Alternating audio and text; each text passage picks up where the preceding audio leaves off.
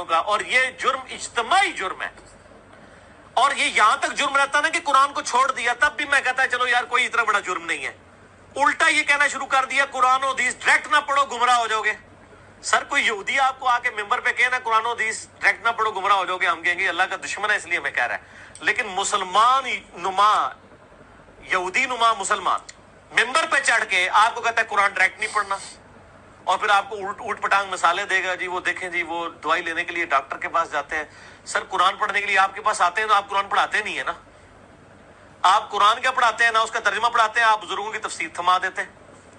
قرآن پڑھائیں نا، کیا لکھا ہوا ہے؟ سورہ قرآن کس منہ سے پڑھائیں گے؟ قرآن میں تو جگہ جگہ آتا ہے اطیعوا اللہ و اطیعوا الرسول، تو ظاہر ہے جو بار بار یہ پڑھے گا وہ تو بار بار یہ کہے گا نا کہ آپ مجھے یہ نہ بتائیں کہ فلاں بزرگ فرماتے ہیں، فلاں مفتی صاحب کا فتویٰ ہے، مجھے بتائیں اللہ اور اس کا رسول کیا کہتا ہے، تو دماغ خراب ہو جائے گا۔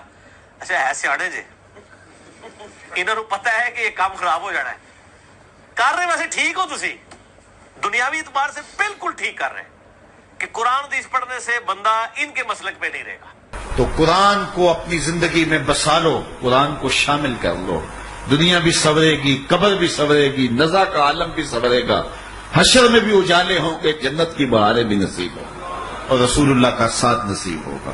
تو اس کتاب سے جڑو، اس کو ورق ورق پڑھو، اس کو حرف حرف پڑھو، اس کو رکوع رکوع پڑھو، اس کا ایک ایک آیت ممکن ہو تو ایک ایک آیت روز پڑھ لو، اور اس کو ترجمے اور تفسیر کے ساتھ، توضیح کے ساتھ، شان نزول کے ساتھ اس کتاب اللہ کی تلاوت کا معمول بناؤ۔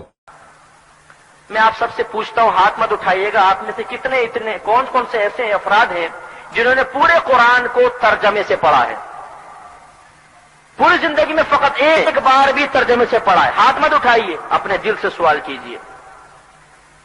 اللہ نے یہ کتاب اس لیے دی تھی کہ اس کو لپیٹ کر چومو، آنکھوں سے لگاؤ، جزدان میں لپیٹ کے اوپر رکھ دو، یا صرف اس کی عربی عبارت پڑھو، چاہے تمہیں پتہ چلے نہ چلے کہ تمہارا رب تم سے کیا فرما رہا ہے؟ اس لیے کتاب دی تھی۔ ہم نے کتاب کو ڈیکوریشن پیس بنا دیا، چومو، آنکھوں سے لگاؤ، سر پر رکھو، جزدان میں لپیٹو، اوپر رکھ دو۔ بعض مسلمان گھرانے آپ کو ایسے بھی نظر آئیں گے کہ ٹی وی اور وی سی آر روزانہ صاف ہو رہا ہے اور قرآن پہ گرد کی تہیں جم رہی ہیں۔ قرآن کھولا، رمضان آ گیا جی، اس دفعہ 10 قرآن ختم کیے، اس دفعہ 20 قرآن ختم کیے۔ اچھا قرآن میں اللہ تعالیٰ فرما کیا رہا ہے یہ تو پتہ نہیں، ہم تو خالی عربی عبارت پڑھتے ہیں، ہمیں کیا پتہ اللہ کیا فرما رہا ہے؟ مٹھائیاں تقسیم ہو رہی ہیں جی، کیوں؟ ماشاءاللہ ہمارا بیٹا حافظ قرآن ہو گیا۔ اچھا بیٹا ذرا یہ تو بتائیے کہ آپ کا رب قرآن میں کیا فرما رہا ہے؟ تو یقیناً وہ حافظ قرآن بھولے پن سے کہے گا جی یہ تو میرے ابا جان کو بھی نہیں پتا، میں آپ کو کیا بتاؤں؟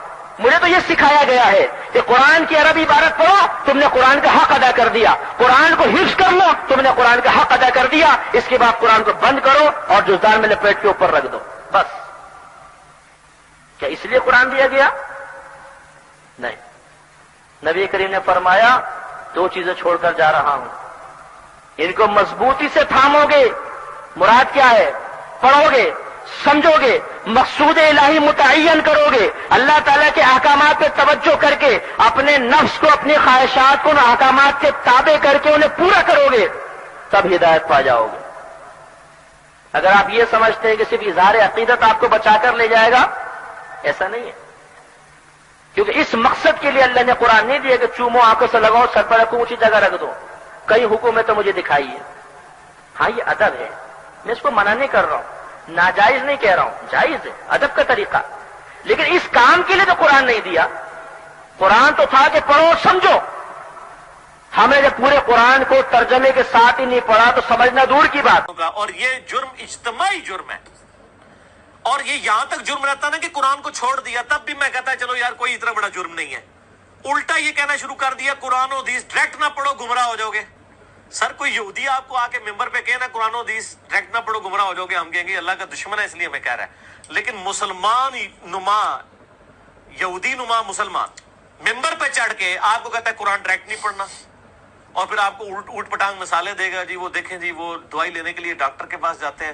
سر قرآن پڑھنے کے لیے آپ کے پاس آتے ہیں تو آپ قرآن پڑھاتے نہیں ہیں نا، آپ قرآن کیا پڑھاتے ہیں، نہ اس کا ترجمہ پڑھاتے ہیں، آپ بزرگوں کی تفسیر تھما دیتے ہیں۔ قرآن پڑھائیں نا، کیا لکھا ہوا ہے؟ سورہ قرآن کس منہ سے پڑھائیں گے؟ قرآن میں تو جگہ جگہ آتا ہے اطیعوا اللہ و اطیعوا الرسول.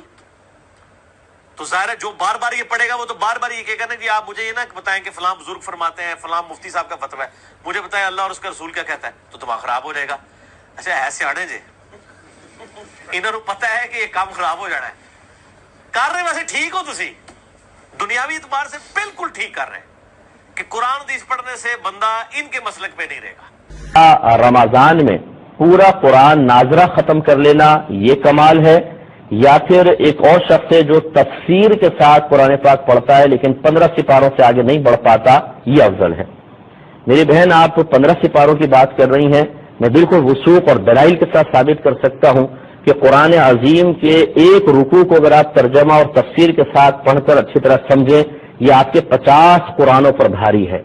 ہماری عوام نے تو سمجھا ہی نہیں ہے، نہ پیغام الہی کو سمجھا نہ کچھ. میں آسان الفاظ میں آپ کو عرض کرتا ہوں، ایک بادشاہ نے اپنے غلام کو ایک خط بھیجا اور کہا کہ اس میں 10 احکام ہیں، فوراً سے پیشتر ان کو پورا کرو.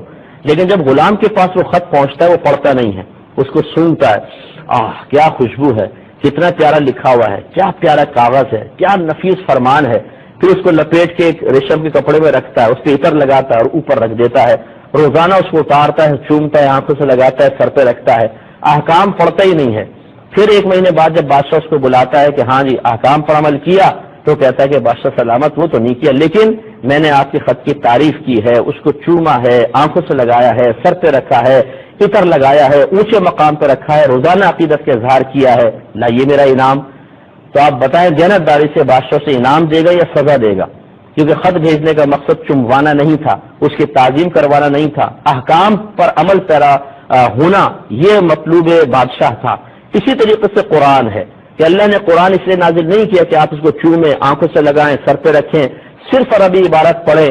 بچے رخصت ہونے لگے تو اس کے سر پر رکھ کر اس کو رخصت کر دیں، اور باہم جھگڑے ہوں تو اس پہ حلف اٹھائے جائیں.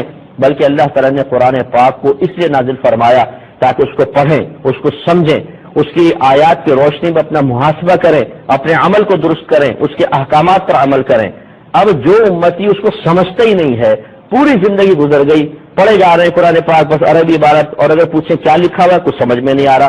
یعنی پیغام الہی سمجھنے کی فرصت نہیں، حتیٰ کہ موت آ گئی اور پوری زندگی اس طرح دنیا سے رخصت ہو گئے کہ پوری زندگی میں ایک بار بھی اللہ کے پیغام کو سمجھنے کی توفیق حاصل نہ ہوئی، اور پھر یہ سمجھے کہ مجھے اس پر انعام ملے گا.